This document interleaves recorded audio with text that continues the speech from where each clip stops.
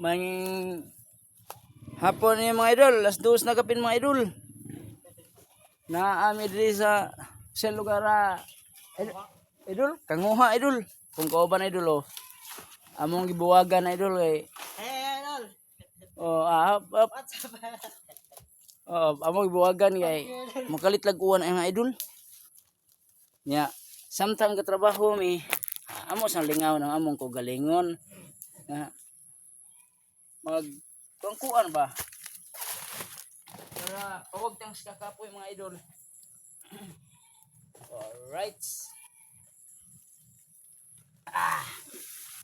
Kanta-kantahan. Itong kantang kompos na to, idol ba no? Dugay na akong nangandoy nga makahawas sa kalisod sa panginabuhi.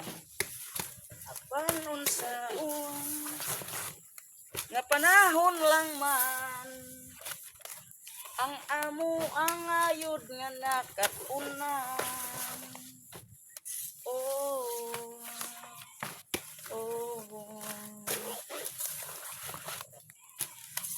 Lunes, Martes, siging gabiyahe, Merkulis ug Huwebes, wala gyoy pahuway, hangtod Bernes ug Sabado, kamas.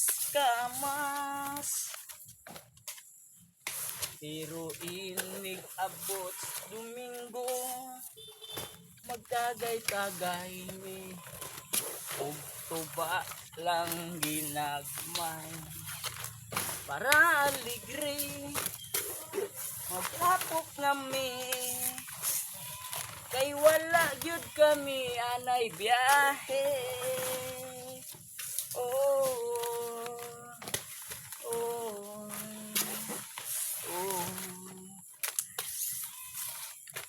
Dahon sa saging among pangnabuhi, amo ang panahon ra gayoy nakatunan.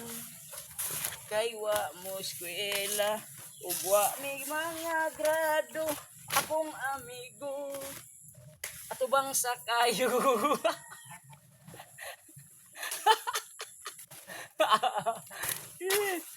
Idol, tubanis kayo idol. Tawa ta ginagmay bisag sigit sawa pa. Ha? Amo yun ning paspasan kay gahapon giuwan ra gyud mi sakang aktol. Kung nasad mi aniya sa Kanguha, sakop sa Dumanhog, Cebu City.